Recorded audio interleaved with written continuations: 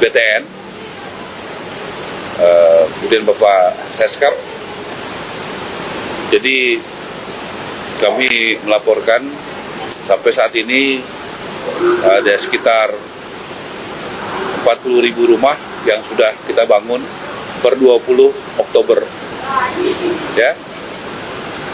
Dan itu juga akan terus bertambah. Kemarin tiba-tiba kita tersentak-sentak, orang bilang apa, kesaktian luar biasa, dari Oktober, November, Desember, Januari, 40.000 rumah sudah dibangun. Bagaimana mempertanggungjawabkan itu? Tadi saya tanya sama Bung Fahri sebelum acara, itu betul itu 40.000? Dia bilang itu waktu dibangun zaman Jokowi. Ya jangan diklaim dong. Jangan dong kerbau punya susu sapi punya nama gitu loh. Bahwa kemudian seolah dalam 4 bulan hampir semua teman-teman kontraktor kontak saya. Gimana ngitungnya yang 40.000 rumah dalam 4 bulan APBN-nya belum kelar. Ini emang harus kita setujui ya. Karena memang nggak masuk di akal. 63 km 1 tahun. Jalan, kita mau bangun apa? Enggak, kalau pejalan jembatan ini 12,48 triliun, 63 km, 4342, 1606, dan sebagainya, itu memang kecil sekali. Jadi pimpinan, mau kita putar-putar ya nggak bakal dapat dapilnya. Jadi kalau menurut saya, ya teman-teman di DPR harus rela nggak buat apa-apa buat dapilnya. Ya jadi pembohong lah setahun. Ini maksud saya begini Pak Adian, pagu indikatif itu kewenangan penuh pemerintah Pak, di pagu indikatif itu, ya, itu sudah pakem itu, makanya ada namanya surat dari, ada impresnya, impres ini turun ke surat Menteri Keuangan, itu sudah diputuskan oleh pemerintah bahwa PU mendapat sekian, perumahan sekian, desa sekian, Menteri Transmigrasi sekian, dan kepala lembaga-lembaga yang lain atau badan lembaga atau badan yang lain mendapat anggaran sekian, Pak.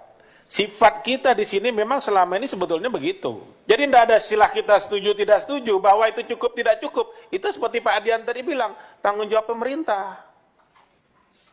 Itu loh. Ya pimpinan ketok aja. Memang duitnya nggak ada. Nah nanti maksud saya gini, biar kita sama persepsi dulu. Nah, sebentar ya. Ini kita, itu ketua tolong. Sorry. Saya bicara dulu ketua itu. Kita bicara mekanisme dulu. Kita bicara mekanisme dulu, Pak. Saya tidak bicara isi dulu. Kawan-kawan di sana mic-nya belum nyala ketua. Kesian juga. Ya, sebentar. Haknya biar kita sama bicara dia. isi dulu. Kalau ini sudah sama pandangan kita, jadi diskusinya ke sana gitu loh, Pak. Misal, tadi Pak Adian bilang apa harus kita setujui ini barang. Mau melebihi, mau kurang itu kewenangan pemerintah, Pak, bukan di kita. Masalahnya di situ. Tolong kalau saya salah saya dikoreksi Pak Menteri. Betul Pak Menteri ya? Itu sepenuhnya kewenangan pemerintah. Jadi menurut saya yang bisa kita bicarakan, kalau bicara maunya Pak, maunya saya lebih banyak dari maunya Pak Yanuar, udah pasti itu. Kurang nih Pak, susah kita. Jadi maksud saya, Pak Ketua, kita sahkan saja ini Pak Yanuar, udah pasti itu. Tapi nafsu besar kita tenaga kurang nih Pak, susah kita. Jadi maksud saya, Pak Ketua, kita sahkan saja ini dulu. maunya menteri juga lebih banyak. Tapi kan dikasih sama presiden cuma segitu. Ya. Saya baru seminggu jadi menteri, seminggu. Efisiensi ketua. Saya lama di corporate. Boleh nggak kita masukkan efisiensi dalam pengelolaan keuangan negara? Saya ingin kayak di perusahaan saya dulu ada, misalnya saya punya restoran cukup banyak ketua, kita bikin central kitchen.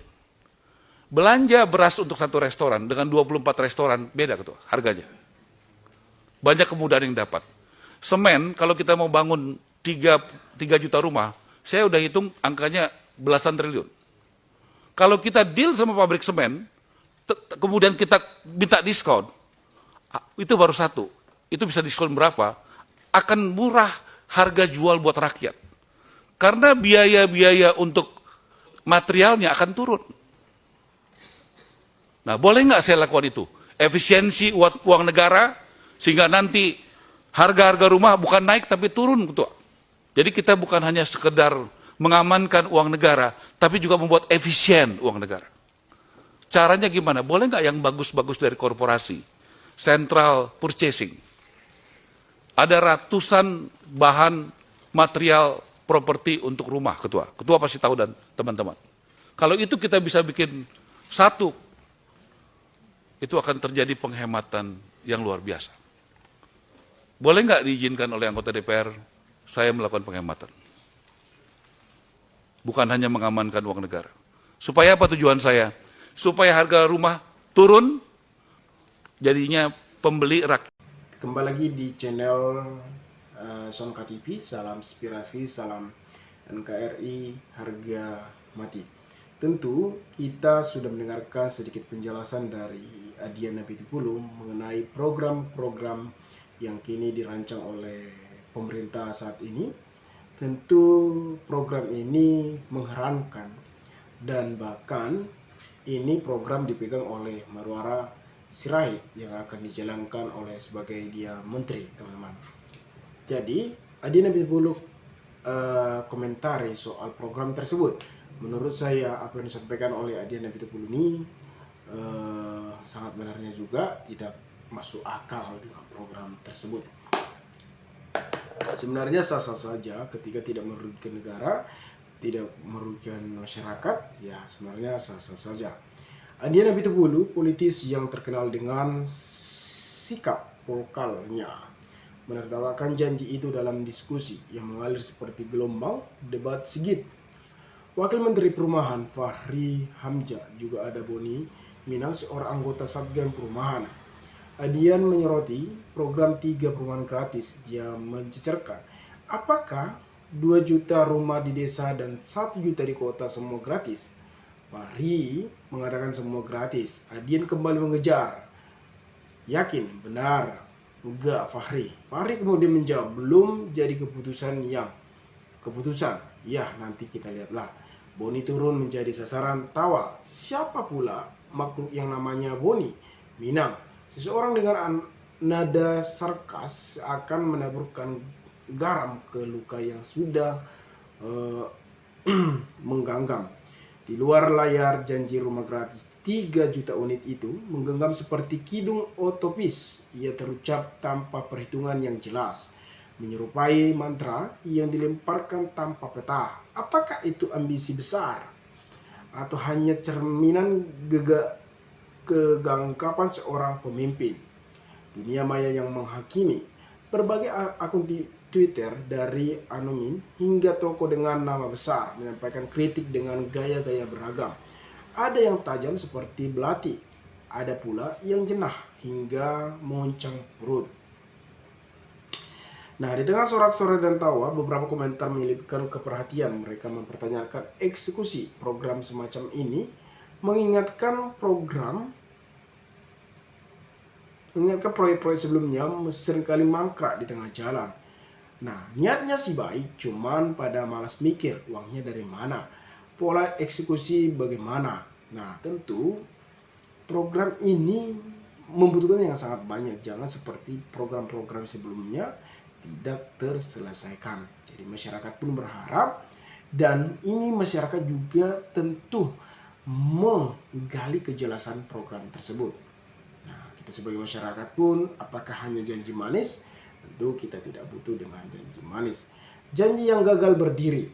Narasi ini di luar dunia maya adalah cerminan keresahan publik. Program rumah gratis yang sekilas tampak mulia kini berubah menjadi bahan olok-olokan Boni Minang yang disebut sebagai anggota Satgas Perumahan, menjadi personifikasi dari ketidakjelasan. Perusahaan otomotif perbuatan tang bicara tentang perumahan dan tak satu pun bidang itu dikuasai. Pak Prabowo sebagai pemimpin yang menuangi janji ini ikut menjadi sorotan dalam benak masyarakat. Pertanyaannya besar menggantung apakah ia tidak malu memiliki tim yang menjadi bahan tawa publik antara agan dan realita. Di ujung malam yang kini larut, saat cuitan menggema lebih pelan namun penuh makna.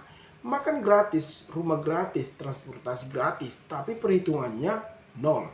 Tulisan akun anomi, kalimat itu seakan meragukan semuanya. Janji ini adalah tumpangan angan yang indah namun tanpa pondasi.